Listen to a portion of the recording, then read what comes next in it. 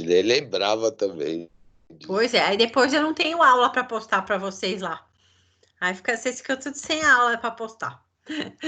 Então vamos lá, ó. Paciente 56 anos, sexo masculino com pneumonia, ficou um longo tempo em ventilação mecânica.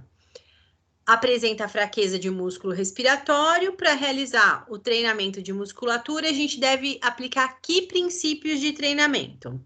Treinamento, lembra? Precisa ser específico, com sobrecarga. Se eu não gero sobrecarga para o músculo, eu não treino esse músculo.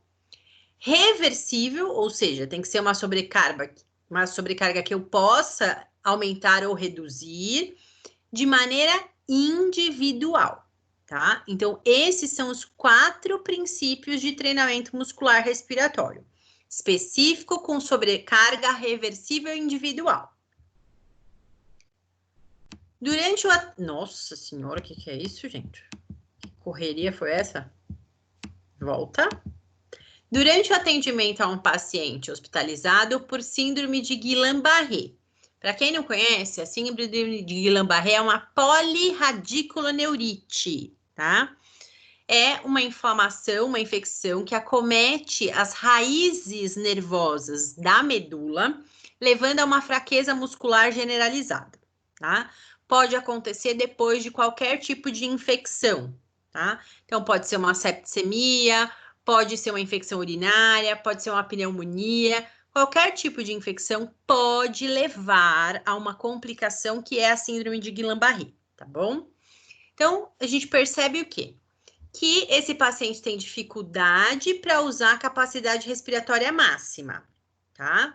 Quando você faz a manovacometria para avaliar a força, ele apresenta uma pressão inspiratória de menos 60. Lembra? O normal é menos 80, pelo menos.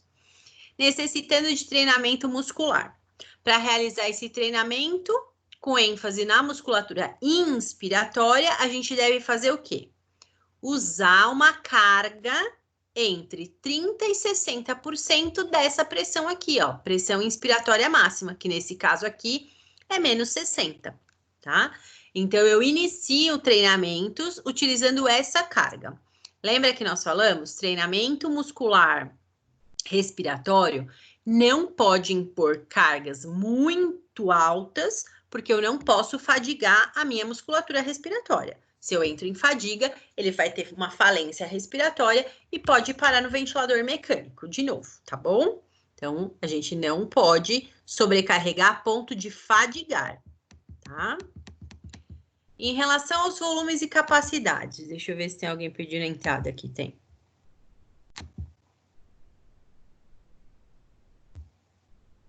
Pronto. Volumes e capacidades pulmonares. O que é correto afirmar? Capacidade vital é a soma de volume corrente com volume residual? Não. Gás que permanece no pulmão após a expiração máxima é chamado de volume residual. Sim, essa é a única alternativa que vocês teriam aqui correta, tá? Capacidade residual e volume residual podem ser medidos com um espirômetro simples? Não, é medido com ventilômetro, não com espirômetro, tá? Então, aqui todas as outras alternativas não estão corretas, tá?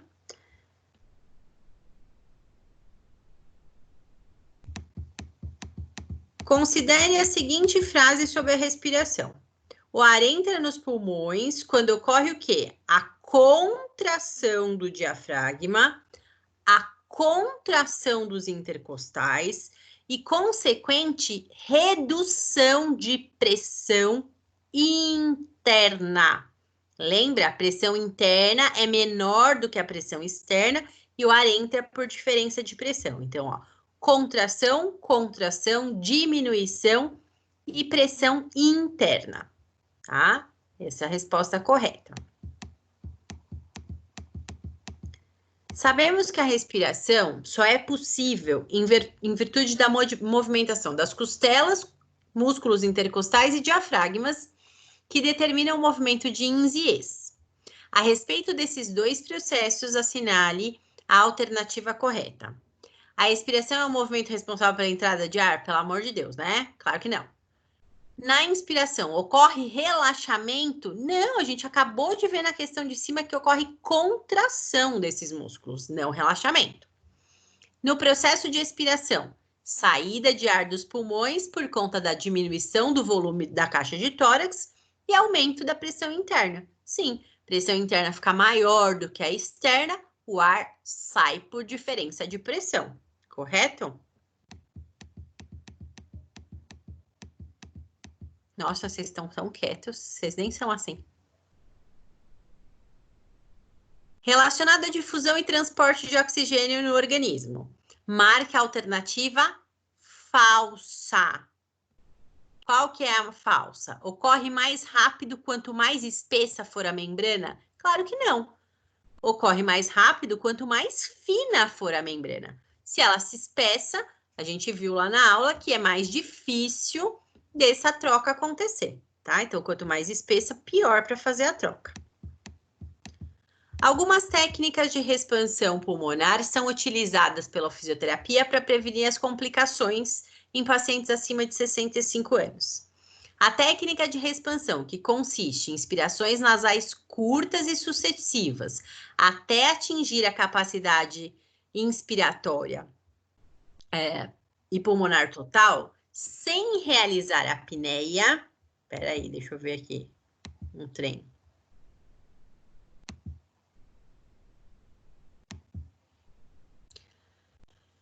Qual é o nome desse exercício respiratório? Suspiros inspiratórios, tá? Lembra que a gente, inspiração em tempos tem pausa, tá? Então não pode confundir isso aqui, ó. Suspiros ou soluços inspiratórios não tem pausa. Ins em tempos tem pausa. Eu sempre faço uma pausa antes de começar a próxima. Nos suspiros, não tem pausa, é exatamente como está descrito na questão. Consecutivo, tá? Paciente sexo masculino, 74 anos, internado na enfermaria de uma unidade hospitalar, terceiro pós-operatório de laparotomia. Laparotomia é uma cirurgia abdominal, tá? Onde se faz a exploração do abdômen. Apresenta-se consciente, orientado e colaborativo. Tá eupneico, ou seja, ele não tem aumento nem redução de frequência respiratória. A frequência respiratória dele está normal. Tá em ar ambiente, não tá precisando de oxigênio para respirar. Tá com uma saturação de 96%. Parte hemodinâmica está estável. Quando eu digo isso para vocês, o que vocês entendem? Hemodinâmica estável, vocês entendem o quê? O que significa isso para vocês?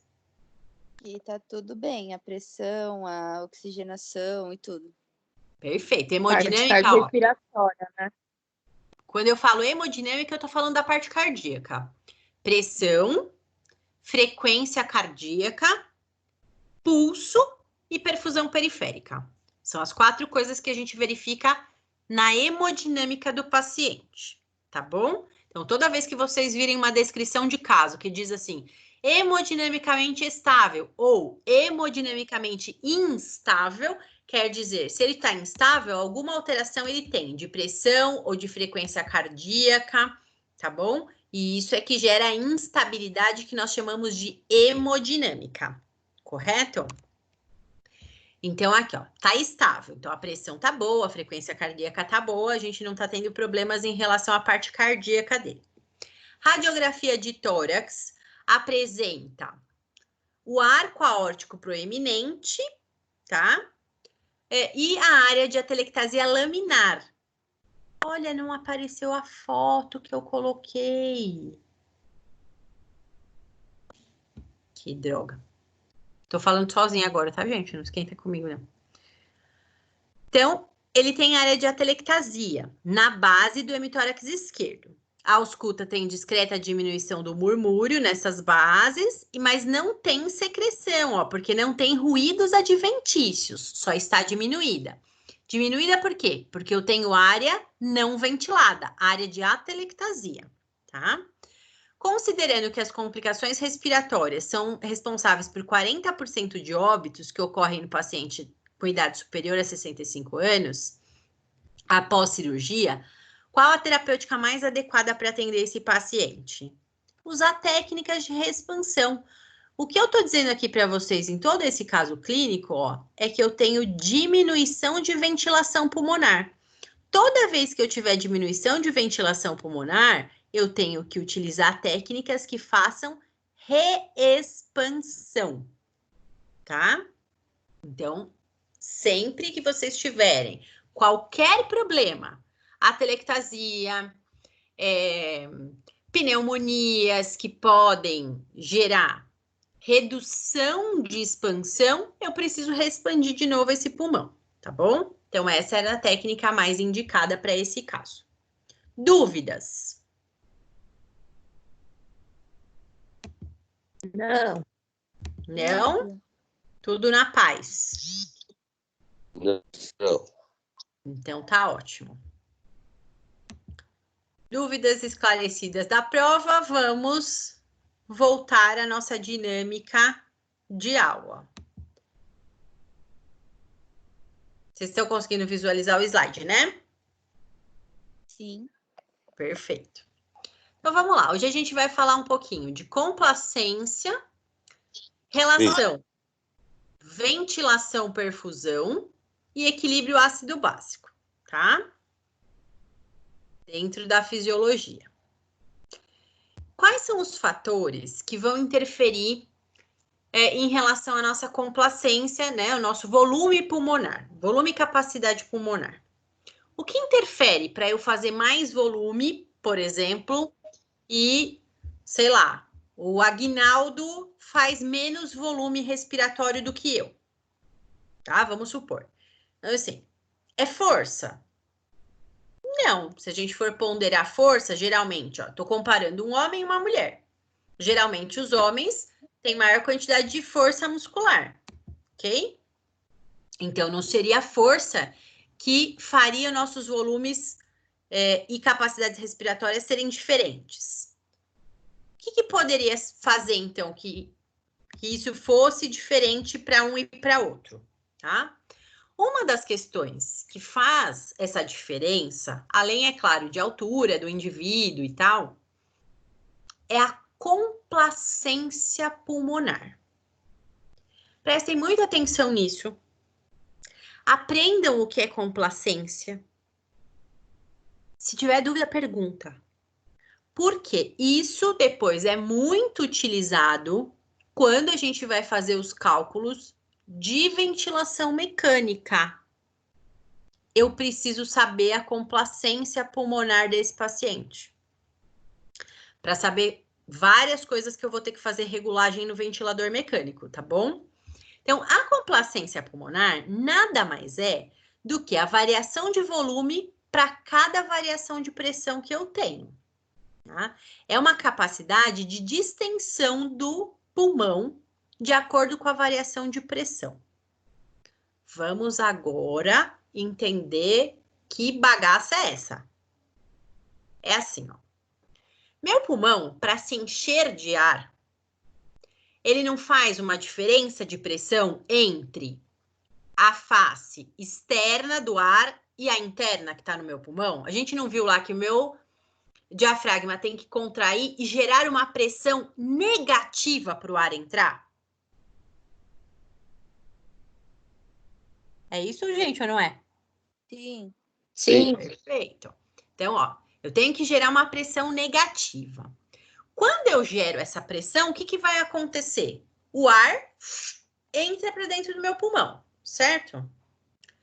Quanto mais pressão negativa eu tiver, a tendência é que esse pulmão distenda mais, faça uma expansão maior, tá? Por quê? Por conta da alteração pressórica que está acontecendo, tá? Toda vez que eu tenho uma alteração de pressão, eu vou ter entrada ou saída de ar. Como a gente está falando de complacência, nós estamos falando de capacidade de distender, de aumentar o tamanho. Então, nós estamos falando de capacidade de entrada de ar, tá? Um pulmão altamente complacente, ele estica, ele distende rapidamente. Eu consigo fazer um volume bom, tá? um volume de ar bom para dentro desse pulmão, às vezes com pequena variação de pressão. Não preciso fazer uma pressão muito negativa para encher esse pulmão.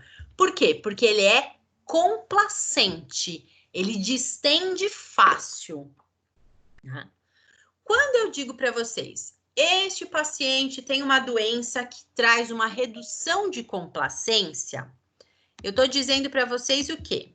Esse pulmão tem maior dificuldade de fazer essa entrada de ar, porque ele é mais rígido, ele é mais duro, ele é mais difícil de distender.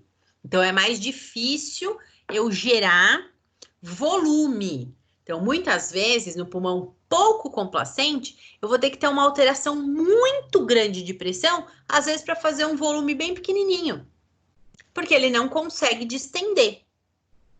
Vocês conseguiram entender esse princípio? Acho que sim. É uma bexiga. Lembra que nosso pulmão é uma bexiga, tá? O que é a capacidade de distensão? Quando eu assopro a bexiga, ela vai aumentar de tamanho, não vai? Vai se encher de ar e vai aumentar de tamanho. Isso é a capacidade de distensão.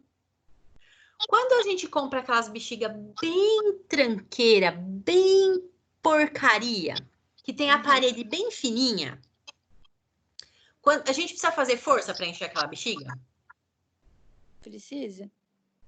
Muito ou pouca? Muita. Eu acho que mais do que a boa, né? Que ela não abre. Então, mas se aquela bem vagabundinha, que a parede é mais fina, ela não abre mais fácil? Tem umas que a parede é mais grossa e a gente dá até dor no ouvido a hora que a gente assopra. Não, ela abre mais fácil. Aquelas mais fininhas, sabe aqueles de fazer bichinho de... Ah, sei. Ai, como chama aquilo que eu não sei? É bichinho de bexiga, né? Exato. Obrigada. Aquela escultura de bexiga, era esse o termo que eu queria lembrar, que eu não lembrava. Quando a gente pega essas bexiguinhas de fazer escultura de bexiga, de fazer esses bichinhos, ela distende fácil, não distende? Porque ela é mais complacente. Eu preciso fazer menos força e ela já enche rápido, tá? Claro que se eu fizer força demais, o que vai acontecer? Vai estourar. Vai estourar. A mesma coisa acontece com o pulmão do paciente, tá? Se ele está na ventilação mecânica, ele tem um pulmão complacente e eu ponho um montão de pressão, eu estouro o pulmão dele. Igual eu faço com a bexiga. Eu trago uma complicação para esse paciente, tá? Por isso que quando eu vou dosar os ajustes ventilatórios, eu tenho que conhecer qual é a complacência pulmonar desse paciente. Para não correr o risco nem de ventilar ele pouco e nem de fazer uma pressão tão grande que explode o pulmão dele. Certo? Então, toda vez que a gente tiver um pulmão complacente, ele vai fazer como essa bexiga de escultura. Com pouca pressão, ele enche fácil. Quando eu tiver um pulmão pouco complacente, ele é aquela bexiga que... Quase aquele bexigão que põe em bala, que você tem que fazer muita força, porque a parede é grossa da bexiga. Então, ela não distende facilmente. Ela é pouco complacente. Eu preciso de maior alteração de pressão para enchê-la, tá? É do mesmo jeito que funciona com o nosso pulmão, certo? Então, ó, quando eu coloco dentro de um pulmão uma mesma pressão de distensão, eles vão ter volumes diferentes. Por quê? Eles dependem, o volume vai depender da complacência desse pulmão. Se eu pegar o meu pulmão e o pulmão do Aguinaldo. Aguinaldo, desculpa, eu estou usando você como exemplo, que é o nome que eu lembro. Eu sei que tem o Renan, que tem os outros, mas o seu veio mais rápido da minha mente, tá? Tem o meu pulmão e o do Aguinaldo. Então, tá ótimo, obrigada. Eu vou colocar a mesma pressão para encher o meu pulmão, para encher o pulmão do Aguinaldo. Então, vamos supor que nós dois estamos em ventilação mecânica e eu vou colocar 20 centímetros de água de pressão. O meu pulmão vai fazer um volume corrente de 350 ml e o do Aguinaldo vai fazer um volume corrente de 480. Se a gente está usando a mesma pressão, por que a gente não faz o mesmo volume? Porque, neste caso, o meu pulmão provavelmente é menos complacente do que o dele. Com a mesma pressão, eu gero um volume menor, porque o pulmão é mais duro, é mais rígido. Quando é mais rígido, eu digo que é pouco complacente, tá? O dele encheu mais, teve mais volume, por quê? Com a mesma pressão. Porque é mais complacente, distende mais fácil. Tudo bem? Conseguiram entender? Sim. Sim. Por isso que não tem como, quando vocês falam assim, eu sei que vocês às vezes ficam nervosos comigo, na aula quando a gente vai falar de ventilação mecânica. Porque vocês falam assim, mas quanto que eu ponho de pressão? Não sei. Eu não vou poder dar uma receita de bolo para vocês. Porque para cada paciente vai ser de um jeito diferente. Cada pulmão de cada pessoa tem uma complacência diferente. Tá? Então, isso vai diferenciar bastante. Como que a gente encontra a complacência? Como que eu sei como é que é essa complacência? A complacência, a gente tem uma conta para fazer. Só que é só para vocês entenderem como acontece. É a alteração de volume, que pode ser dada em litros ou ml, por uma alteração de pressão. Tá? Então, por exemplo, 200 ml. Se a pressão que eu estiver utilizando for 1 centímetro de água, qual é a complacência desse pulmão? 200 ml para cada centímetro de água. Ou seja, se eu tiver 2 centímetros de água, ele faz 400. Se eu tiver 3 centímetros de água, ele vai fazer 600. Tá? Para cada alteração de unidade pressórica, ele faz um volume diferente, tá? É isso que eu expliquei aqui para vocês.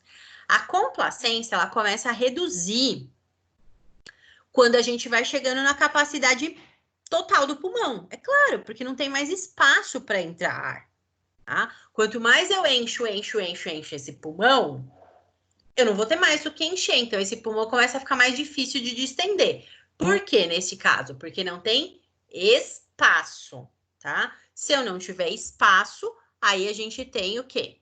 A gente vai ter uma diferença, tá? Eu não vou passar para vocês agora os cálculos de complacência elástica e complacência dinâmica que a gente usa na ventilação, tá? Porque eu quero que vocês entendam o conceito de complacência. Depois eu passo as fórmulas que vocês vão precisar usar em um outro momento. Esse não é o momento de a gente... Quando a gente for falar de ventilação, eu passo. Diga. Da onde que eu vou tirar esse volume e essa pressão? Esse valor? Do ventilador mecânico. Tá. Tá? Eu No vou ventilador calcular mecânico. de acordo... Você vai calcular de acordo com os números que vão te mostrar ali, né? Na ventilação. Tá.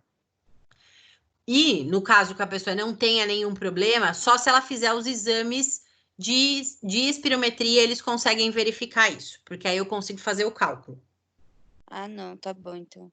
Tá? Entendi. Eu consigo fazer no indivíduo saudável quando eu faço uma avaliação através de um teste de função pulmonar, que a gente chama, tá? Beleza. Quando a gente faz o teste de função pulmonar, a gente consegue verificar. Aí eu tenho esses valores.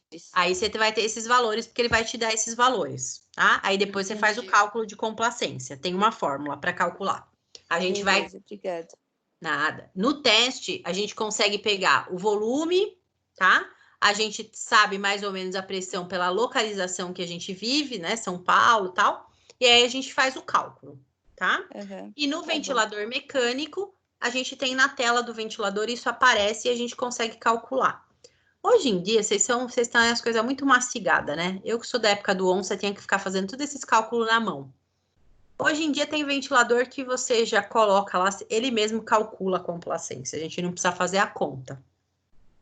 Ele já tem o programa que faz o cálculo pra gente. Então, eu vou lá, monitorização, faço a pausa que eu preciso fazer para calcular, e aí ele calcula sozinho. Maior baba.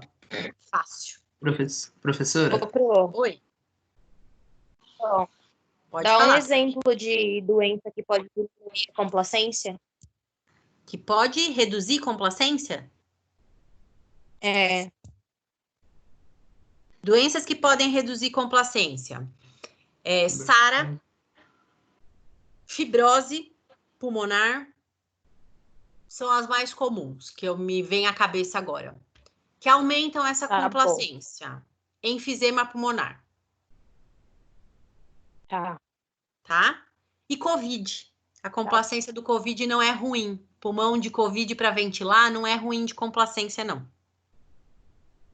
Tá? Tá. Fala, mais alguma dúvida? Era eu que ia fazer outra pergunta. Pode falar. A alteração do volume ela pode ser tanto quanto em litros quanto em ml, né? Mas a pressão ela é sempre nesse formato, né? Centímetros por H2O, né? Nunca Sempre. muda Pressão, não, a pressão não vai mudar. Não vai ser milímetros de mercúrio. Sempre vai ser centímetros de água. Tá. Essa definição de litros ou mililitros é conforme os ventiladores? Ou não?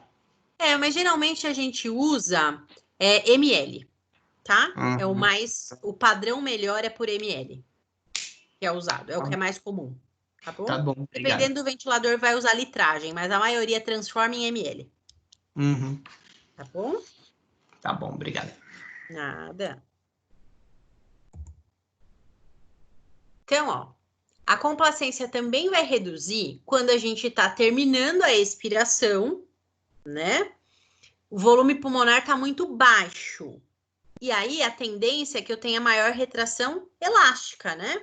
Se eu tô já terminando a minha fase expiratória, eu já tenho pouco volume, a complacência também tende a reduzir. Por quê? Lembra que a gente tem uma tensão superficial nos alvéolos? Fisiologicamente, os alvéolos querem fechar o tempo inteiro. Quem não deixa? A mecânica das costelas, a contração muscular e o surfactante, que diminui essa tensão superficial e não deixa o alvéolo colapsar, tá? Na ventilação mecânica, como é que eu lido com isso para não deixar volumes residuais muito baixos? A gente tem uma pressão que é chamada de PIP, pressão expiratória ao final da expiração. Espera aí que eu vou escrever. Ai, não tenho lousa, fico em pânico.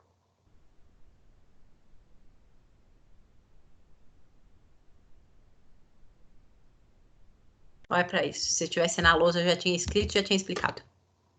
Só para abrir o documento demora um século. Tá? Essa aqui é uma pressão que é pressão positiva ao final da expiração. Só que na ventilação mecânica a gente utiliza justamente para minimizar esse impacto aqui e evitar colapso alveolar. Tudo bem? Vocês vão, acreditem em mim, vocês vão entender melhor, tá? Em algum momento. Fiquem tranquilos. Então, a complacência vai reduzir quando eu estiver na fase expiratória, onde eu tenho pouco volume. Toda vez que eu tiver um volume pulmonar muito baixo, a tendência é a minha complacência reduzir um pouco, e aí eu tenho que fazer a contração muscular, gerar uma força para gerar uma pressão e abrir esse pulmão de novo, tá? Essa é a mecânica normal da respiração. Essa tensão superficial, ela é a tensão dos líquidos que estão ali revestindo o alvéolo, tá? E vai agir, essa força vai agir querendo fazer com que esses líquidos vão para perto um do outro, tá? A força de retração elástica sempre vai ser maior, então essa tensão vai aumentar quando? Tá? Quando eu tenho um raio menor, ou seja, quanto menorzinho for o meu alvéolo, maior vai ser a tensão superficial. Então, maior tendência ele tem ao colapso. E eu vou precisar de uma pressão maior para abrir, tá? Porque, ó, eu tenho duas forças de tensão divididas pelo raio. Quanto menor o raio, eu vou ter uma pressão aumentada. Tá bom? Tudo bem? Eu acho que vocês estão com cara de cachorro caído da mudança. Acertei? É, tudo bem. Certeza. Boa noite. Acertei essa parte? Pergunta, gente. Não é para ter vergonha. Eu não entendi muito bem essa parte que você acabou de explicar. Da tensão superficial? É, Tá. A tensão superficial é assim. Existe uma tendência natural para que o pulmão volte para o tamanho normal. Não é um tecido elástico? Lembra lá, o pulmão é um tecido elástico, certo? Qual é a propriedade do elástico? Distender e voltar para o tamanho normal. Essa é a propriedade elástica, voltar sempre ao tamanho normal. Então, naturalmente, os nossos alvéolos, como eles são formados por tecidos elásticos, tá?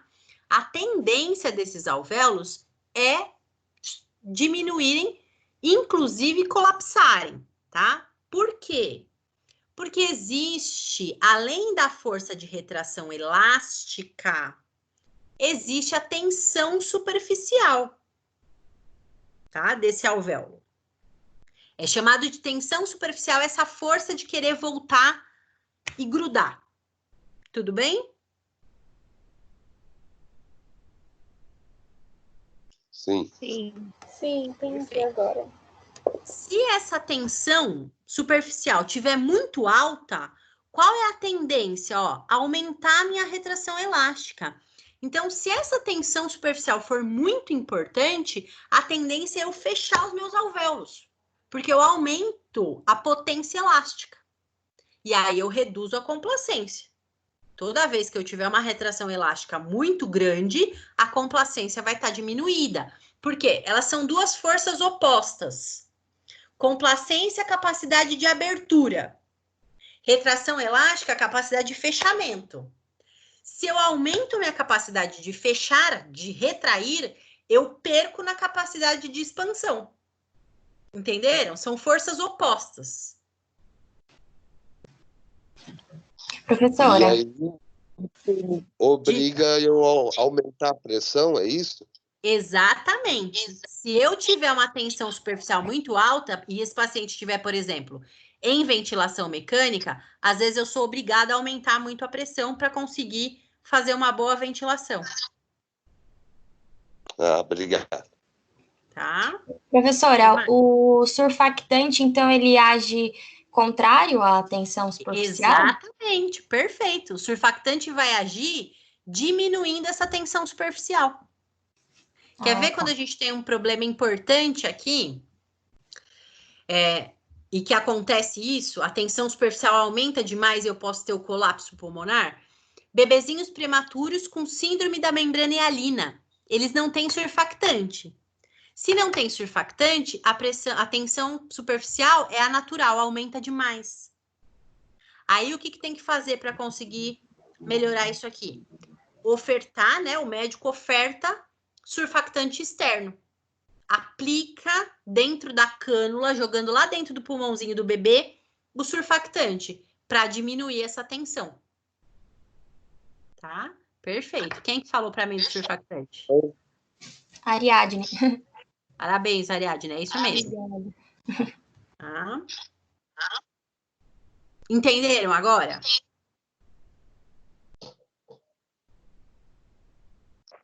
Acho que sim. Perfeito. Sim. Ficou mais claro agora, né? Ok. Então, vamos lá, ó. A gente tem alguns fatores que são os exemplos que eu acabei dando para vocês. Que outros fatores vão diminuir, por exemplo, a complacência? Doenças que causam congestão pulmonar, edema pulmonar, edema agudo de pulmão. Faz uma congestão pulmonar, vai diminuir a complacência, tá? Edemas alveolares, qualquer doença que gere edema no meu alvéolo. Bronquite. Pode acontecer? Pode. Fibrose pulmonar, que foi o que eu dei, inclusive, de exemplo para vocês. Doenças como pneumonia. Dor, ó. Estados álgicos. Dor.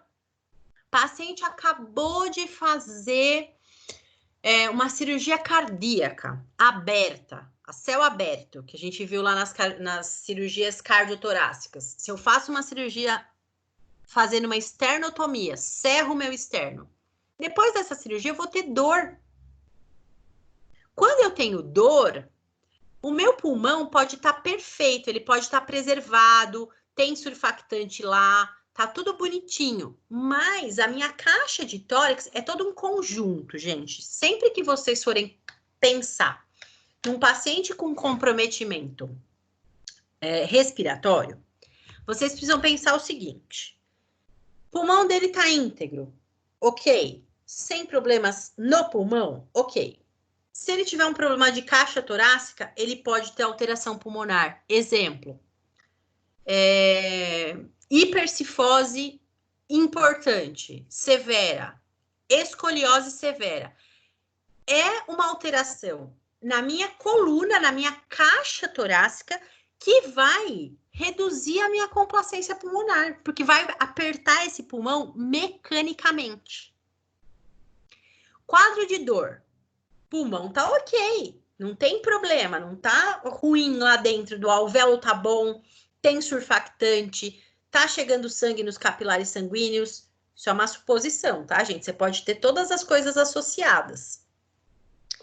Mesmo que esse pulmão esteja ótimo, se eu tiver uma dor muito intensa na região do meu tórax, o que eu vou fazer para evitar a dor?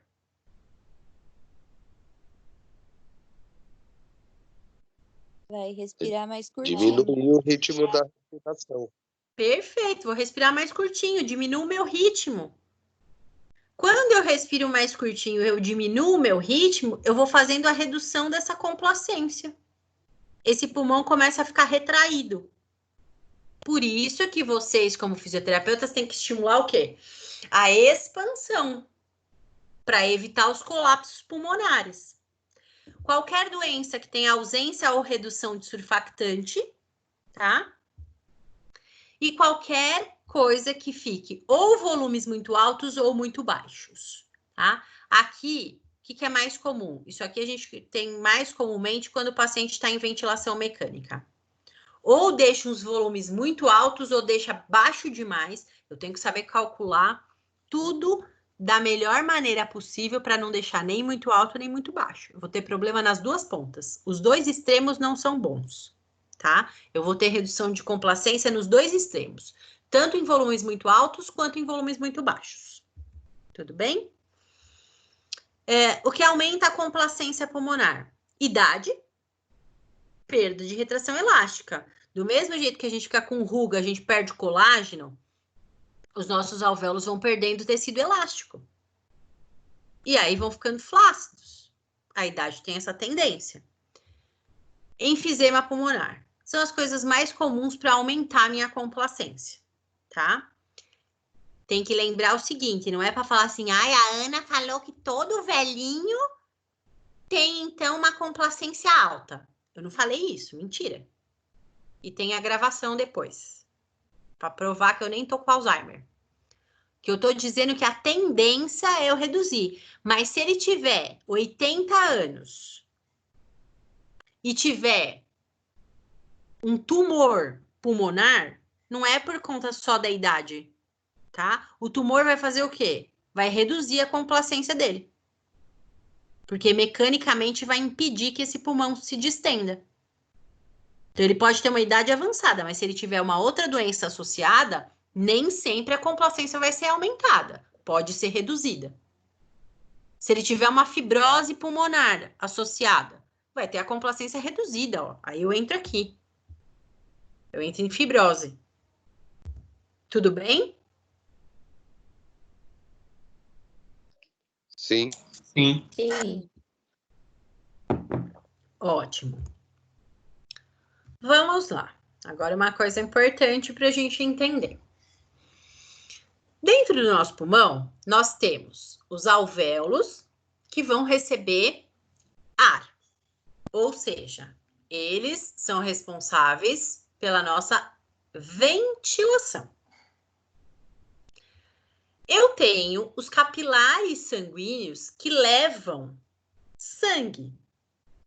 Para eu ter troca gasosa, eu tenho que ter as duas coisas. Eu tenho que ter ar, mas eu tenho que ter capilar sanguíneo passando ali perto. Senão eu não faço troca. Se eu tiver ar, não tiver sangue, eu não tenho boa troca gasosa. Se eu tiver sangue, não tiver ar, eu não tenho boa troca gasosa. Tá? Então, existe uma relação entre a ventilação e a perfusão. Não adianta eu ter um montão de ventilação e não ter perfusão, não ter sangue, e nem o contrário. Não adianta eu ter um montão de sangue e não ter ar, não ter ventilação. Então, eu tenho que ter um equilíbrio entre a ventilação e a perfusão. Elas têm que estar equilibradas, tá? O que vai acontecer? Quando eu tenho um desequilíbrio dessa relação ventilação-perfusão, eu tenho uma troca gasosa inadequada. Eu vou ter problemas para trocar gás se eu tiver uma relação ventilação-perfusão ruim, tá? Eu posso ter tanto a hipoventilação quanto eu posso ter o shunt, tá? Que eu vou explicar para vocês, ok? Além disso, a ventilação e a perfusão é diferente em cada área do pulmão. E se o paciente está em pé ou está sentado, também interfere. Deitado, sentado ou em pé, vai ter interferência na minha relação perfusão? Sim, vai ter interferência. Ok? Então, o que a gente tem aí? Na região do ápice, na parte superior do meu pulmão, eu tenho uma ventilação maior do que a perfusão. Tá? Isso fisiologicamente não está errado. A anatomia é assim. O ápice é um pouco menor em tamanho em relação à base. Os alvéolos da região apical, eles são maiores em tamanho, porém eles são um menor número. Os da base são menores em tamanho, mas são em maior número. Ok? Então, eu tenho um predomínio, é um pouco maior a ventilação do que a perfusão na região apical. Até porque, líquido, qual é a tendência do líquido? E mais para onde? Para cima ou para baixo? Para baixo. Para baixo. E o ápice está no alto. Então, eu tenho uma dificuldade maior em manter líquido nessa área, o que é normal.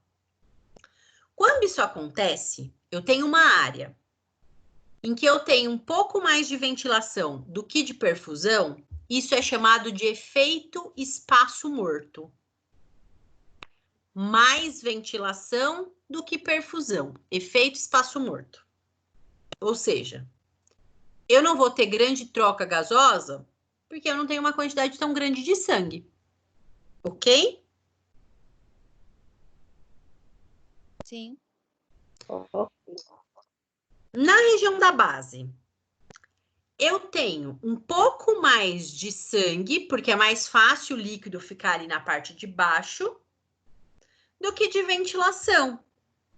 Então, esse é o efeito que nós chamamos de efeito shunt.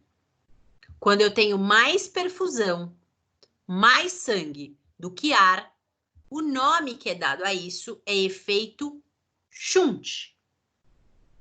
Tá? Na região média do meu pulmão, tá? No meio, entre o ápice e a base, na região média, é onde a ventilação e a perfusão tem maior equilíbrio.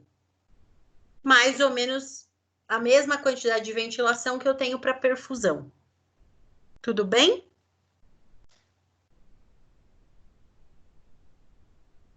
Sim, Pro. Sim. Então, ó, quando eu Bom. tenho uma hipoventilação, quando eu tenho uma redução da ventilação, tá? A ventilação reduz, eu vou ter uma hipoventilação, tá? E quando eu tenho um aumento do fluxo sanguíneo em relação à ventilação, eu tenho um shunt, tá? Então, ó, mais ar do que sangue, efeito espaço morto. Mais sangue do que ar, shunt. Toda vez que eu tiver mais sangue do que ar, shunt. Toda vez que eu tiver mais ar do que sangue, eu tenho espaço morto. E quando eu tenho as duas coisas equilibradas, que é na região média do meu pulmão, a tendência é que eu tenha um equilíbrio, tá? Se eu estiver em pé ou sentado, é isso que acontece, ó. O ápice vai... Agora, e se eu colocar esse paciente deitado e colocar a cama dele com a cabeça para baixo? Não mudou essa relação? O ápice não vai começar a receber um pouco mais de sangue? Sim. Sim. Já ventila mais. Eu ponho ele de ponta cabeça, ele vai receber mais sangue. Ó, perdi esse efeito espaço morto. Eu posso otimizar a ventilação e a perfusão do meu paciente através de postura. Vocês devem ter visto, em relação a tudo que está acontecendo aí sobre o Covid, vocês devem ter curiado em algum momento da vida de vocês. Se não curiaram, eu vou arrancar a orelha de vocês. Que uma das estratégias que nós utilizamos para pacientes que estão em ventilação mecânica e são portadores de Covid-19 é pronar esse paciente, colocar ele de barriga para baixo. Certo? Ah, eu vi isso. Eu vi Perfeito. também. Por quê? Vocês acham que a gente faz isso? Se vocês falarem que é pro vírus sair pelo nariz e pela orelha, eu vou ter um chilique. Eu acho Vai que equilibrar essa relação, né? Ventilação-perfusão. É pra Perfeito. diminuir o espaço morto, não é? Você melhora a relação entre a ventilação e a perfusão. Você vai deixar ela mais aqui, ó, equilibrada. Por quê? Na parte posterior, eu tenho uma área maior. Concorda que aqui na frente, a parte do pulmão, principalmente porque eu tenho uma área cardíaca. Eu não tenho um pulmão que é inteiramente igual, parte frontal e parte posterior. A minha parte posterior tem maior superfície.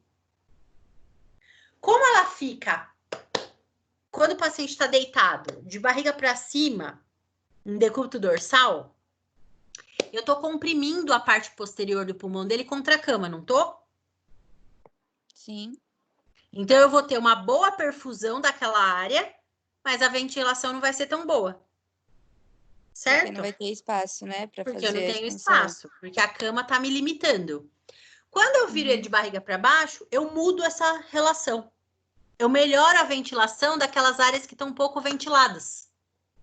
E aí eu melhoro a oxigenação dele. Uma das coisas que são muito ruins de manter nesses pacientes é uma boa oxigenação. Então a gente vira para melhorar essa relação ventilação-perfusão. E aí eu melhoro a captação de oxigênio para esse paciente. Tudo bem? Sim.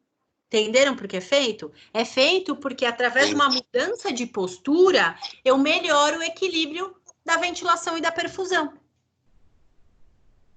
Vocês também devem ter visto um vídeo que falou que era para trazer o vírus para fora pelos Nossa, nem me orifícios. fala.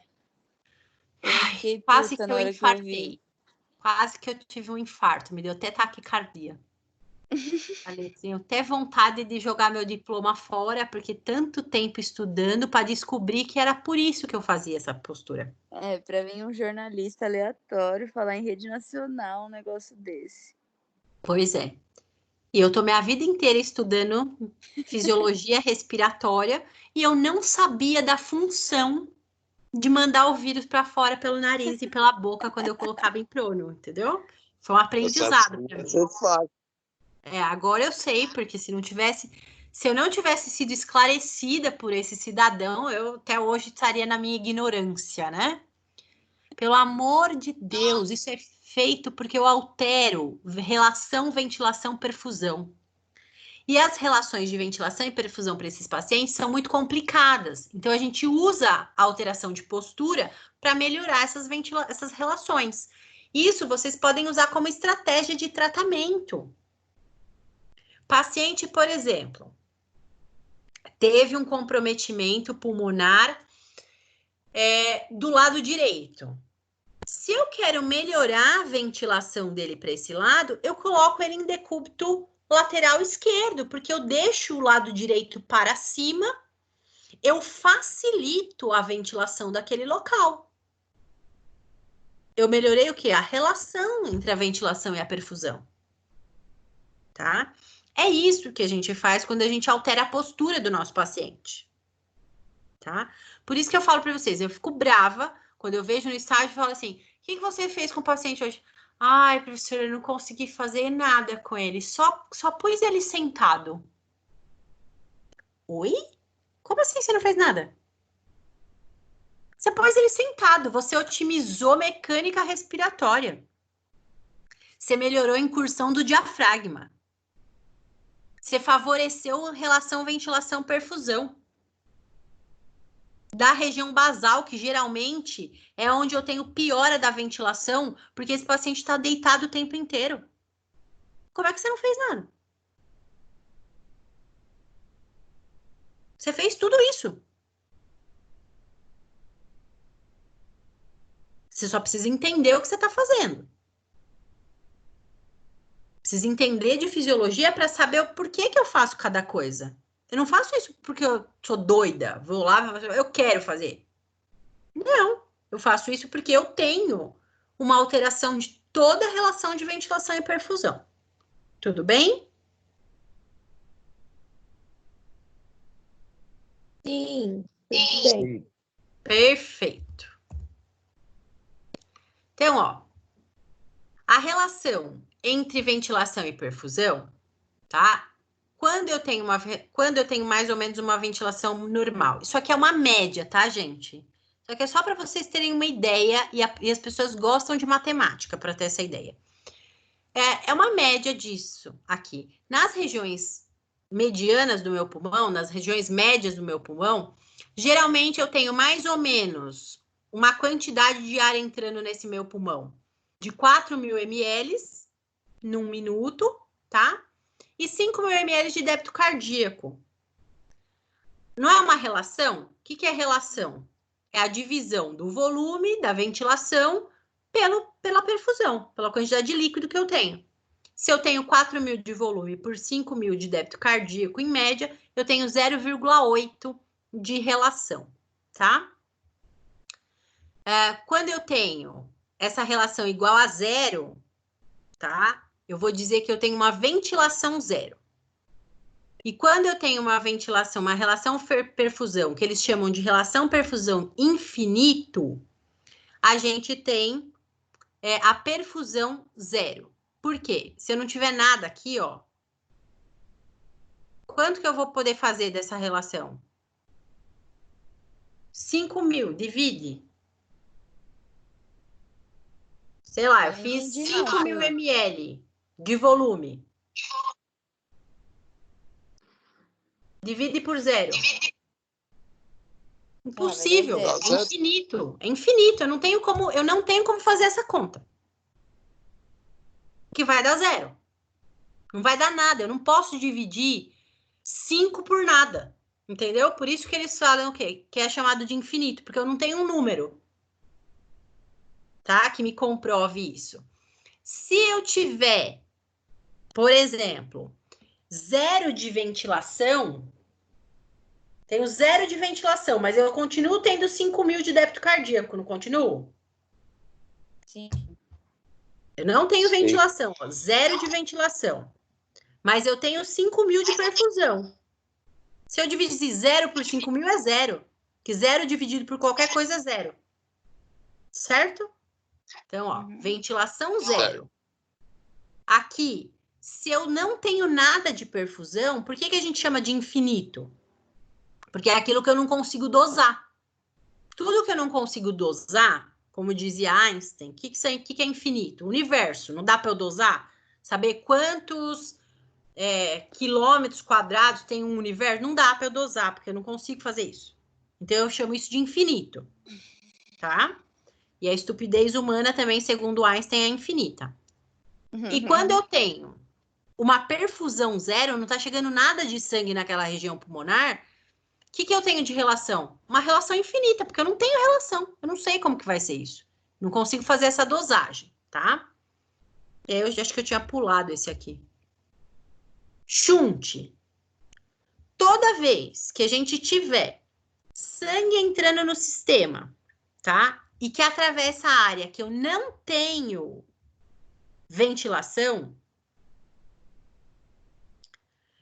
eu vou chamar de shunt, ok? Toda vez que eu tiver sangue e não tiver ventilação, seja por que motivo for, aqui, ó, quando eu mostrei isso aqui para vocês, efeito shunt, isso aqui é fisiológico, tá? Mas eu vou ter algumas doenças que aumentam esse shunt. A telectasia, por exemplo. O alvéolo está colapsado, não está chegando ar para ele, mas o sangue está passando ali. Vai ter troca gasosa? Não. Não, não tem ar. Ah, mas eu tenho sangue, professor. Mas eu não tenho ar. Não adianta eu ter sangue. Tá? Eu tenho shunt. Toda vez que eu tiver fluxo sanguíneo, mas eu não tiver ar, não tiver ventilação, eu chamo de shunt. Tá? Então, algumas doenças a gente vai aumentar o shunt. Por quê? Eu vou continuar tendo a preservação do fluxo sanguíneo, mas eu não tenho o ar chegando, tá? O que eu fiz aí? E toda vez que eu tiver muita ventilação, mas eu não tiver o suficiente de perfusão, se tiver pouca perfusão, eu vou ter o nosso efeito espaço morto, tá? Se vocês fizerem a conta, geralmente vai dar maior que 0,8, que 0,8 é a média, tá? Se for maior que 0,8, é efeito espaço morto. Se for menor que 0,8, é efeito shunt. Tudo bem? Sim. Sim. Perfeito. Agora... Então, o correto é 0,8. Oi? Correto aí é 0,8, né? 0,8 é o equilíbrio. É o que a gente tem de normalidade de equilíbrio. É a média, tá? Nossa média é essa. Tá bom, obrigado. Nada. Vamos lá agora entrar para falar de pH. E agora vocês prestem muita atenção. Vocês precisam saber isso aqui de cabo a rabo.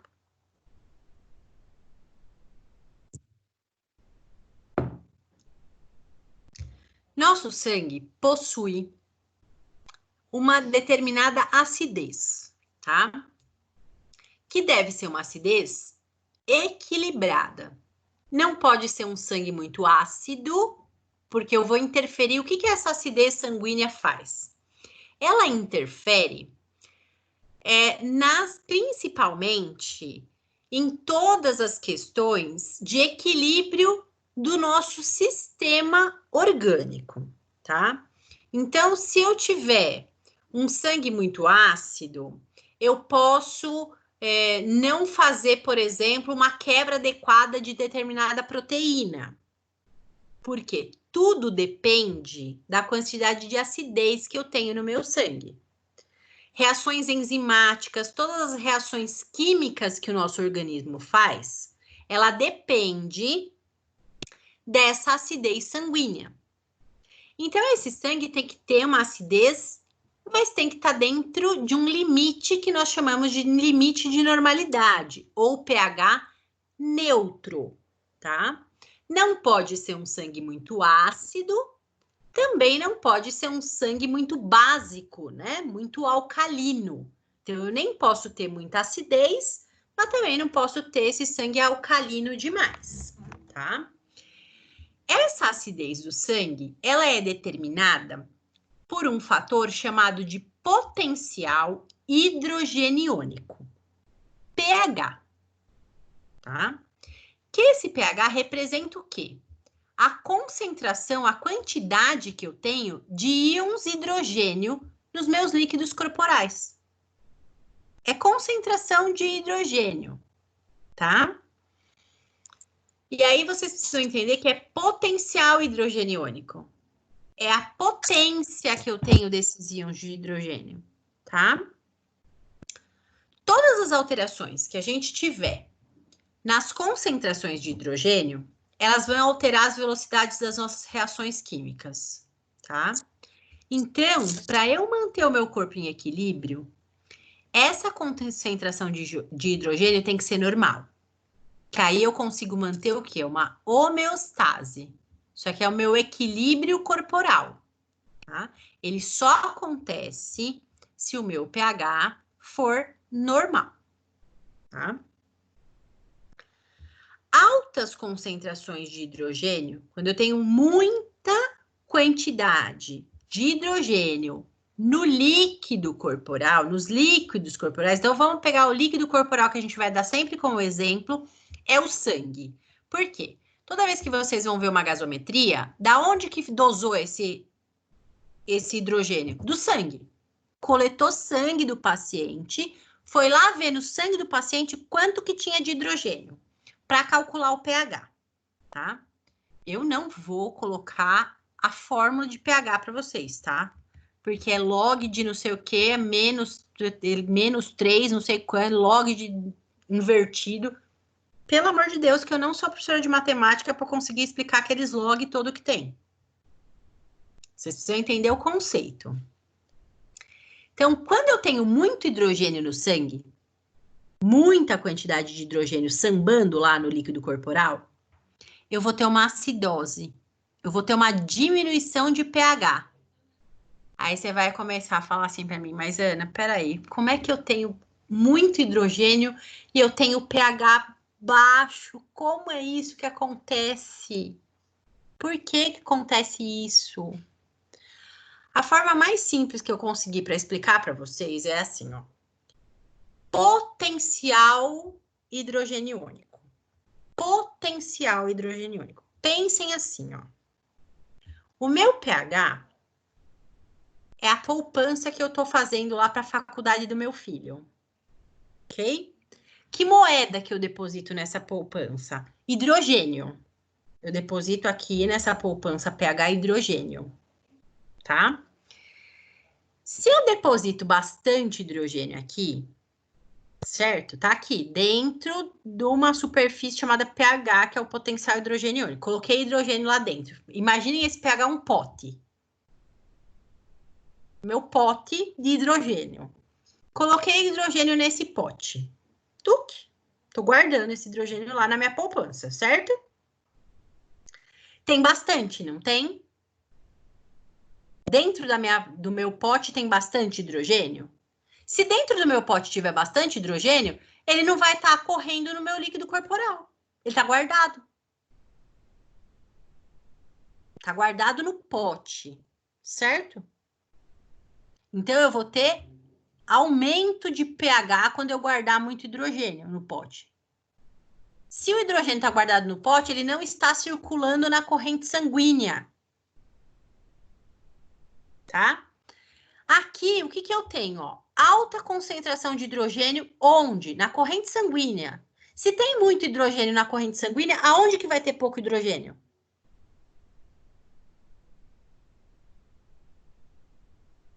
Aonde que vai ter pouco hidrogênio? No sangue. Não, tem muito no sangue, ó. Nos outros líquidos corporais? Lá No no meu pulmão? pote. Lá no meu pote. Presta atenção, que vocês não estão nem prestando atenção no meu exemplo. Ô, Jesus. Ô, Vou professora, desenhar. mó treta, meu. Pera. Vocês estão dificultando minha vida porque eu não tenho lousa para desenhar. Olha que desgraça. Como que eu vou desenhar isso?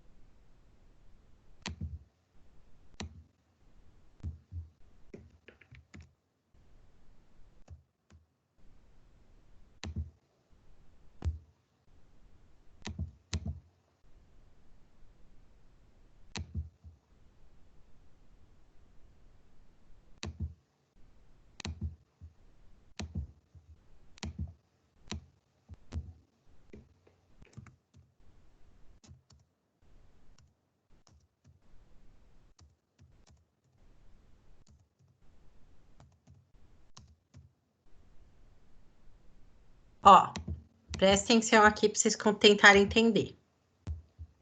Tentar explicar aqui. Cadê?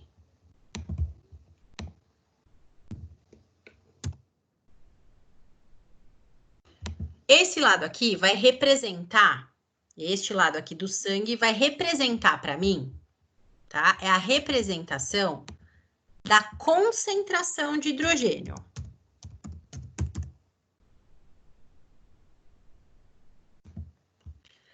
Quando eu tenho uma concentração de hidrogênio baixa aqui no sangue, ó, tenho 2 hidrogênios aqui circulando no meu sangue, estão passeando lá no sangue. Aonde eles estão? Eles estão guardados. É por isso que é chamado de potencial hidrogeniônico. Quem que se perdeu aí?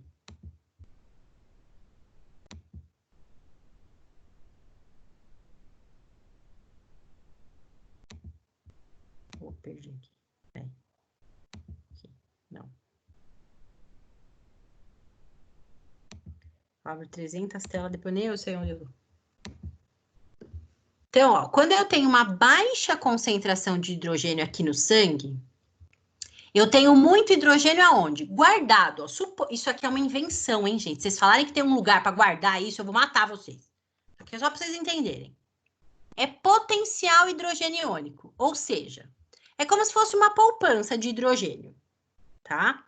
Se tem bastante potencial, quer dizer que eu tenho bastante hidrogênio guardado. Eu tenho pouco hidrogênio circulando concentrado no meu sangue, tá? Quando eu tenho uma baixa concentração aqui, ó, tem pouco aqui, não tem? E aqui tem bastante, certo? Isso. O que vai acontecer com o meu pH? Ele tá baixo ou tá alto aqui? Tá com bastante ou com pouco hidrogênio? Tá alto. Alto.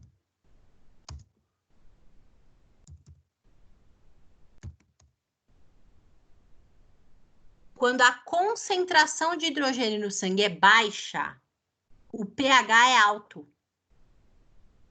É como se eu tivesse com bastante hidrogênio guardado no potinho da poupança. Potencial hidrogeniônico. Ok?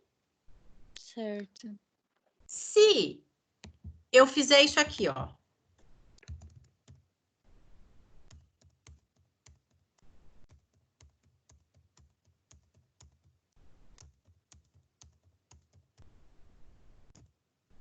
Aumentei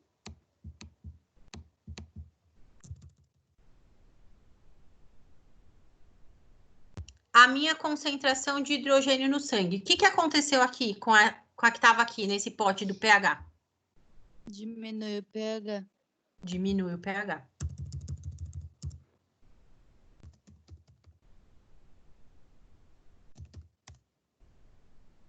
Alta concentração de hidrogênio no sangue, pH baixo. Baixa concentração de hidrogênio no sangue, pH alto. Entenderam? Professora, Oi? Sim. isso também entra como alcalose e acidose, né? Sim. Ah, tá bom. Toda vez que eu tiver uma redução de pH, o nome disso é acidose. Tá bom. Toda vez que eu tiver um aumento de pH, o nome é alcalose. Certo? Certo. Obrigada. Nada. Conseguiram entender, então, que a relação é invertida? Quando eu tenho alta concentração de hidrogênio na corrente sanguínea, o meu pH é baixo, ou seja, é como se eu tivesse pouco hidrogênio guardado na minha poupança. Quando eu tenho baixa concentração de hidrogênio no sangue, eu tenho muito potencial, muito hidrogênio guardado. O pH é alto. É uma alcalose, tá? Conseguiram entender isso? Sim. Sim. Juradinho? De dedinho pro. Então tá ótimo. Então, ó, presta atenção agora. Que agora vem o pulo do gato para depois vocês entenderem uma gasometria. Se, quando eu tenho uma redução de pH, eu vou ter uma acidose, e quando eu tenho um aumento de pH, eu vou ter uma alcalose, eu preciso entender o que vai fazer esse aumento ou essa redução de pH. Quais são as coisas que alteram o meu pH? Na nossa parte respiratória, o que altera pH? Pressão de CO2. Pressão de CO2 altera pH. Ai, professora, esse meu paciente está com excesso de oxigênio. Alterou o pH dele? Não. Oxigênio tem nada a ver com pH. Nada a ver com equilíbrio ácido básico. PCO2 tem. Certo? Então, na minha respiração, o que vai alterar o meu pH é o CO2. Toda vez que eu tiver alteração de CO2, eu tenho alteração de pH. Tá? E dentro da parte do equilíbrio orgânico, o bicarbonato também altera pH. Mas o bicarbonato é algo o quê? Não é algo respiratório, é Metabólico. é metabólico. Bicarbonato é algo do metabolismo corporal. Olha, presta atenção. Tá vendo que a gente já está começando a fazer a interpretação de gasometria? CO2. Ó, agora tá ficando mais claro. CO2 é respiratório. Bicarbonato é metabólico. Se eu tiver uma alteração de pH por causa do CO2, essa alteração é chamada de respiratória. Se eu tiver uma alteração do pH por causa do bicarbonato, ela é chamada de metabólica. Certo? Então, ó. Certo. Presta atenção. Toda vez que aumentar o CO2, que tiver aumento de CO2, eu vou ter aumento da quantidade de íon de hidrogênio aonde? No sangue. Certo? Certo. Certo. Aqui, ó. Um monte de hidrogênio no sangue. Tem um monte de hidrogênio no sangue, o que aconteceu com o pH? Tem pouco na minha poupança pH, do banco pH. Diminuiu, ó. Então, toda vez que eu tiver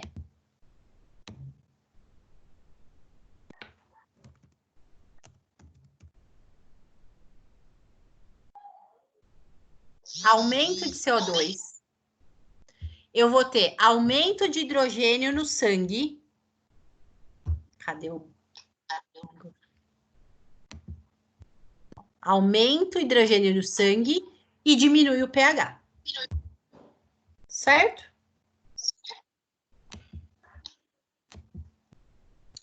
Então, toda vez que a gente tiver um aumento de CO2, a gente vai ter redução de pH. Ai, Ana, essa parte da concentração tá me confundindo. É importante que vocês saibam.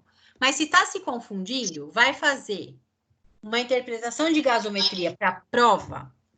O que vocês vão fazer, ó? Gente, desativa essas coisas aí, senão vai ficar barulhando. Esquece um pouquinho aqui, ó, essa parte de concentração. Pensa o seguinte: aumentou o CO2, diminui o pH. Sempre o contrário. Vai ser sempre inversa essa relação de CO2 e pH. Se aumenta o CO2, diminui o pH. pH é ácido. Estou gerando uma acidose. Se eu tenho uma redução de CO2, eu aumento o pH. É um pH básico ou alcalino. Então, eu vou ter uma alcalose. Tudo bem? Sim. Perfeito. Todo mundo conseguiu entender essa relação? Entendi, Pro. Perfeito. Todos? Tranquilo? Alguém tem dúvida?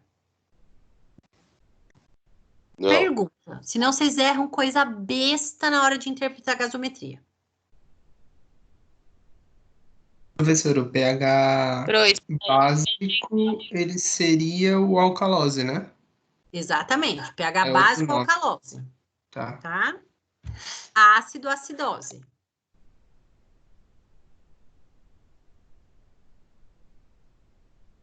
Certo? Para manter o pH em equilíbrio, o nosso organismo é extremamente sábio e ele vai fazer ajustes, tá? Que ajustes são esses? Como que ele vai se manter equilibrado? Existem algumas formas de fazer isso. A primeira forma é chamada de sistema tampão, tá? Que é isso? A gente vai ter lá uma solução com alguns compostos químicos que vão alterar o meu pH, que evitam a alteração do meu pH, tá? Que solução é essa? O que acontece? Geralmente, quais são os compostos químicos que fazem parte do meu sistema tampão? Se eu tenho uma acidez, se eu tenho um pH ácido, o meu componente que vai neutralizar esse pH é o bicarbonato de sódio, tá? Então, é aquilo. Ai, olha, o paciente está apresentando um pH, uma acidose metabólica. Como corrige?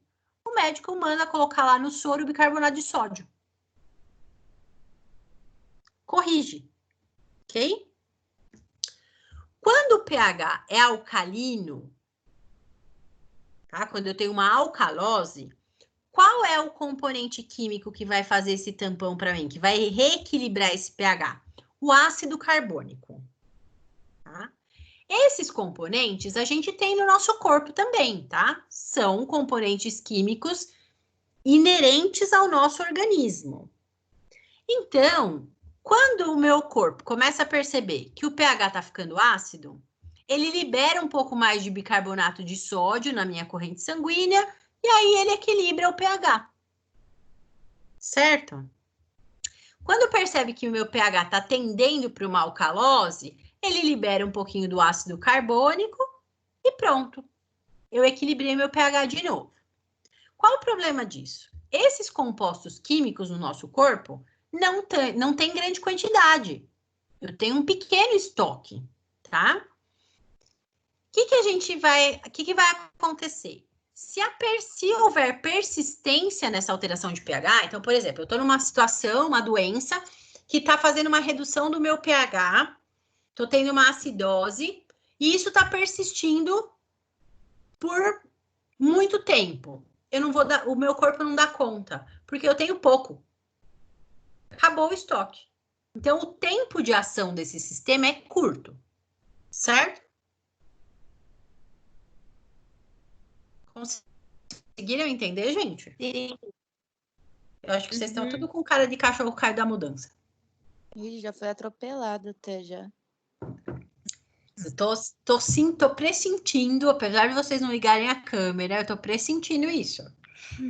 Pressentindo um monte de cachorrinho perdido da mudança. Pergunta. Tá? Essa parte de sistema tampão aqui, é importante que vocês entendam, mas não se preocupem tanto. Vocês têm que saber que nós temos substâncias químicas no nosso corpo que conseguem equilibrar o nosso pH por um período curtinho de tempo, tá?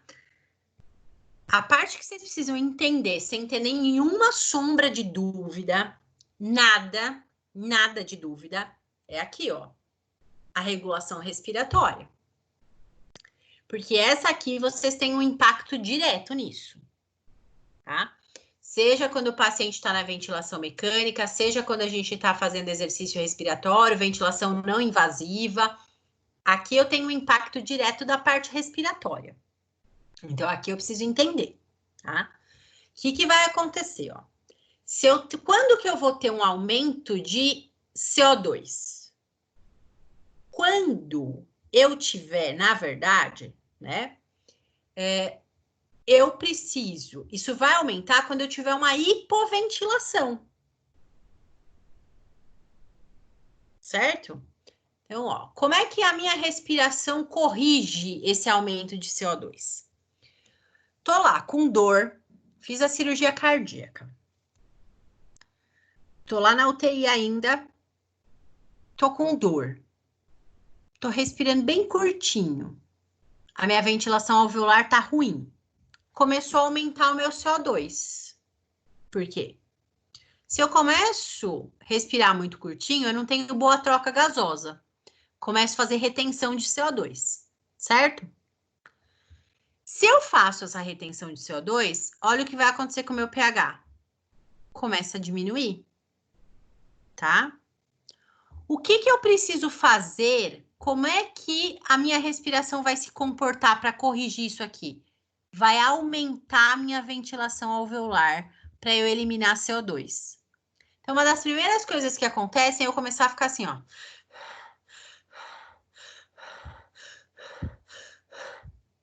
Aumentar a minha frequência respiratória para tentar eliminar CO2.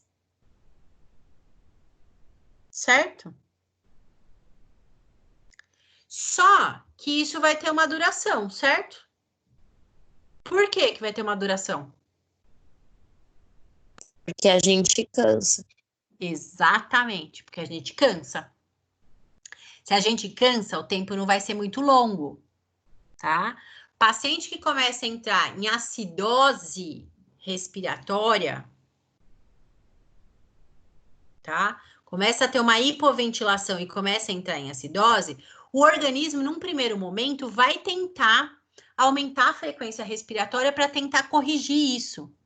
Só que se ele aumentar demais a frequência respiratória, ele vai fadigar o músculo respiratório.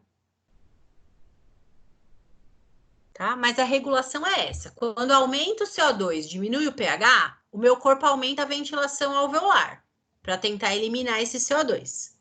Se o CO2 diminui e aumenta o meu pH, o meu corpo vai diminuir a ventilação alveolar para parar de eliminar CO2, tá? E aí eu consigo corrigir o meu pH, levando o pH para baixo, tá? Eu vou sempre fazer essas correções, porém, isso vai durar um período curto de tempo, porque a minha musculatura respiratória pode entrar em fadiga, tá? O que acontece? Isso aqui é fácil de corrigir se o paciente estiver ventilando mecanicamente. Porque aí ele não vai se cansar. Eu posso aumentar a frequência respiratória no ventilador mecânico para conseguir corrigir essa acidez do pH? Posso. Sim. Aumento a frequência respiratória, ele elimina CO2. Pronto. Conseguir corrigir. Ele vai cansar? Não, porque quem que tá fazendo esse trabalho por ele?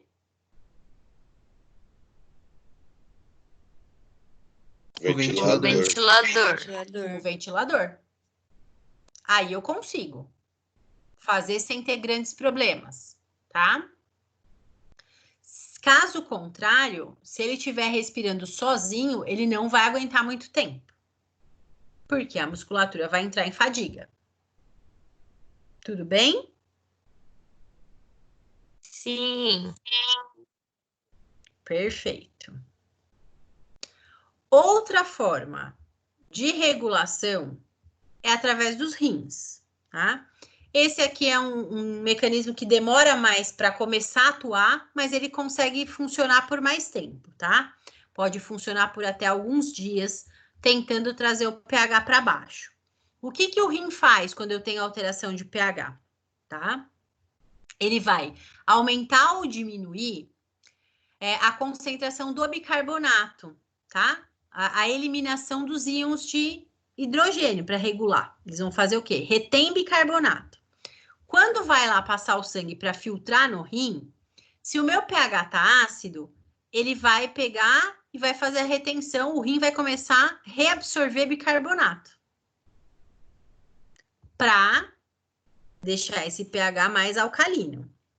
Se o meu pH já está em alcalose, o que ele faz? Ele elimina mais bicarbonato durante a filtração renal, tá? Eliminando mais bicarbonato, ele torna esse pH mais ácido.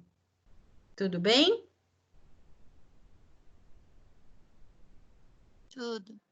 Esse mecanismo aqui, a gente consegue ficar mais tempo aí tentando controlar, tá? Tentando trazer o pH para próximo do normal, dentro da faixa de normalidade, certo?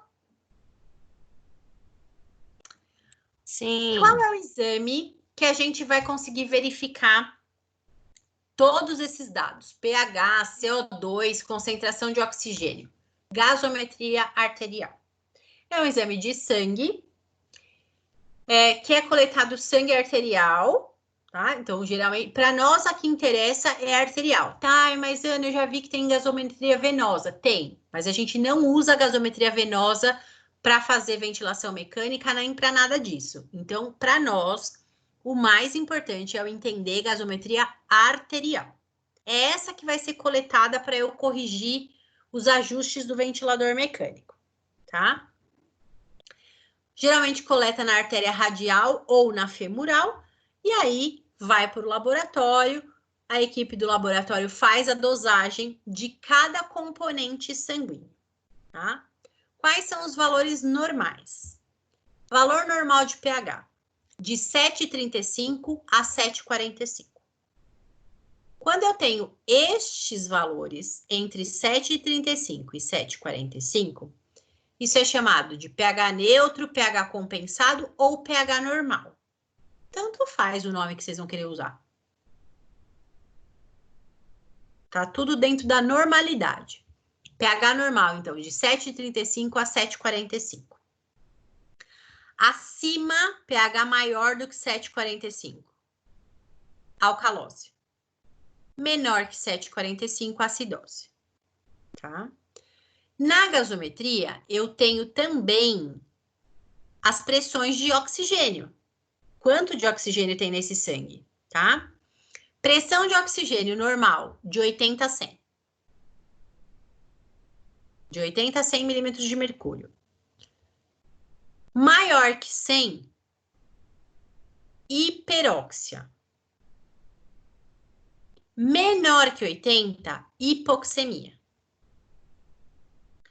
Ah, professor, acontece de ter maior que 100? Sim, principalmente na ventilação mecânica, se você estiver colocando uma fração de oxigênio muito alta.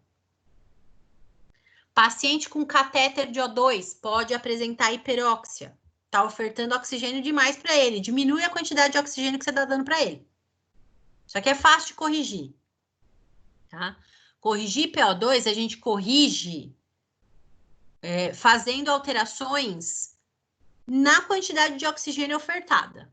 Se é no catéter, tá com catéter a 3 litros por minuto, baixa ou tira. Não precisa. Já tá com oxigênio acima do normal. Tá? Se tá abaixo, eu oferto. Eu dou oxigênio para ele.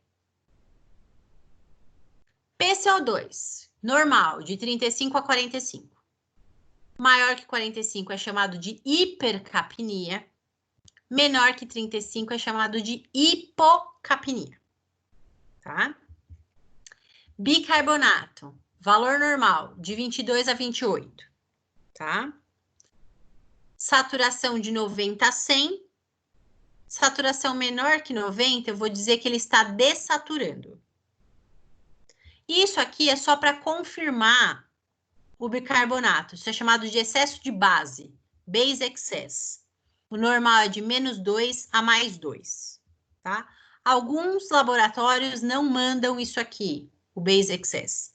Como alguns laboratórios mandam esse dado para a gente, eu coloco para vocês, tá? O normal é de -2 a +2, certo? Vocês estão aí ainda, ou estão dormindo?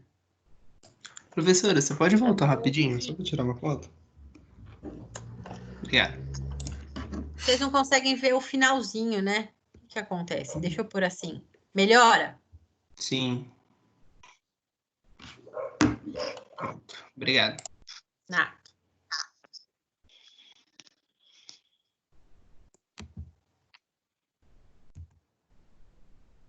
E aí, a gente tem que entender a gasometria. Se eu tenho aumento de CO2, eu vou ter diminuição de pH, certo? Acidose respiratória. Se eu tenho diminuição de CO2, eu vou ter um aumento de pH. Gente, desativa o microfone, senão é um monte de voz junto, eu me perco.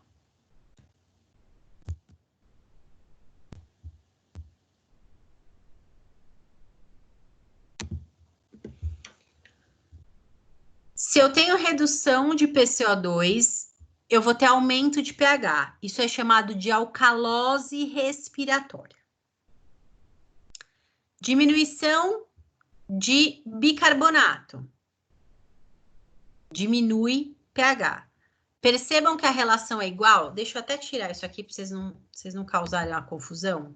Faz só assim, ó. Para facilitar a vida de vocês. Tira essa concentração de hidrogênio.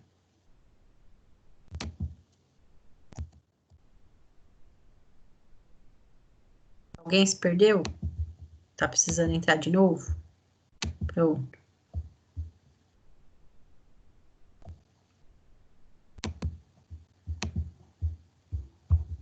Deixa eu até salvar já, não?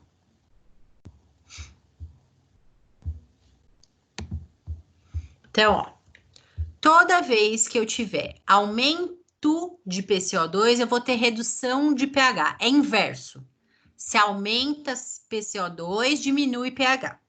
Acidose respiratória.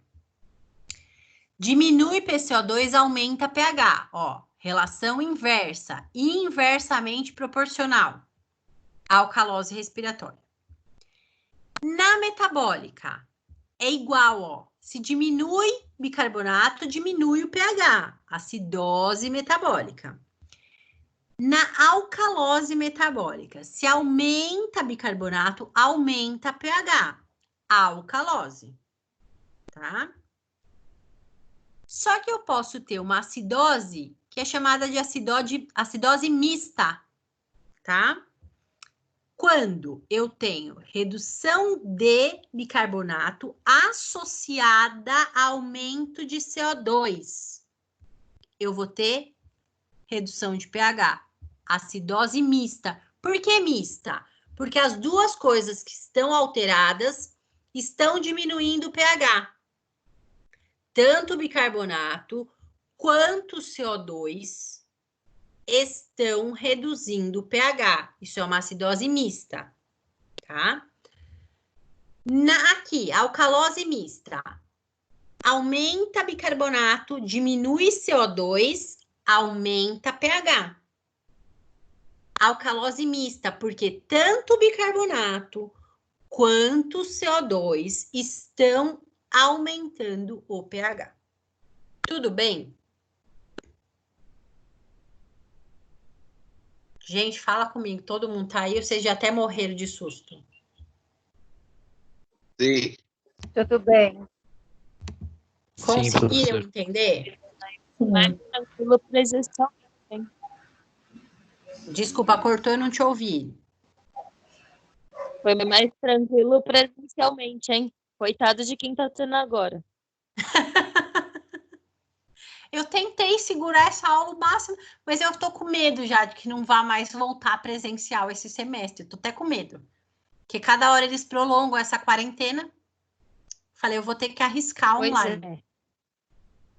Vou ter que arriscar online, mas vamos ter muita paciência para fazer isso, tá? Até aqui, vocês Sim. conseguiram entender? Sim. Sim. Ótimo.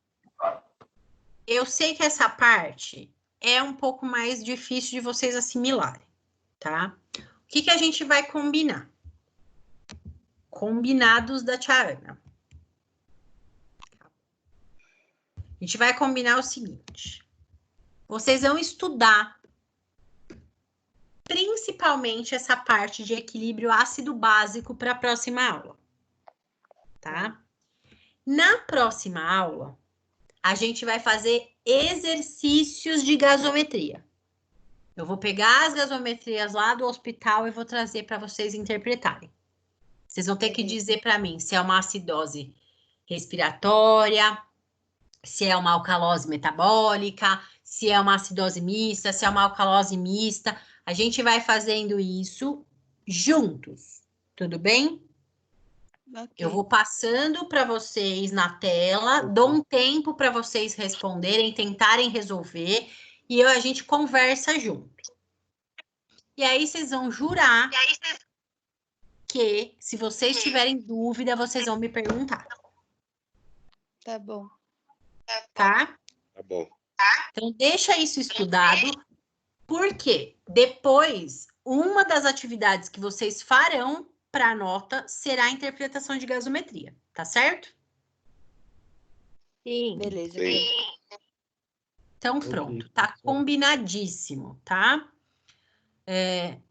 Encerramos a aula de hoje aqui, para dar um fôlego para vocês, porque essa é uma das aulas que eu sei que é pesada, tá? Que demora um pouquinho mais para a gente digerir, é muita informação. Ainda mais que eu não tenho a lousa para desenhar. Desespero. Mas a gente vai conseguir, vai dar tudo certo, tá? E aí, na próxima aula, a gente já faz isso. A gente já exercita toda essa parte. Mas eu vou pedir para vocês que vocês, por favor, já comecem a estudar essa parte, porque se vocês vierem sem tirar as dúvidas, estuda. A hora que vocês forem pegar esses slides, essa aula, e forem estudar, vocês vão ter dúvida. Anotem as dúvidas que vocês têm, e aí a gente já consegue, na próxima aula, sanar essas dúvidas para vocês conseguirem interpretar a gasometria, tá bom? Tá bom. Pessoas que vão assistir do TCC, eu tenho que sair dessa aula, aí eu vou no banheiro, tomar água, já volto, e eu abro a próxima reunião, combinado? Sim, pro. Ok. Sim. Até um pouquinho antes, eu já vou ingressar, tá bom? Ô, professora, Oi, vai ser a parte TCC1 ou TCC2? os dois, Renan. Os dois? Tá bom. Tá bom? Você Beleza. tem o link? Passaram no grupo. Tá ótimo. Tá? Eu vou fazer tanto para um quanto para o dois. Vou tirar as dúvidas de todos, tá bom? Tá bom, beleza. Eu vou tentar, na verdade, né? Se eu vou tirar, não sei. Eu vou tentar. Boa noite, gente. Obrigada, tá bom? Boa noite, Tchau, tchau, tchau. Pro. Obrigada. Tchau. Já, já. Até daqui a pouco. Até já. Até.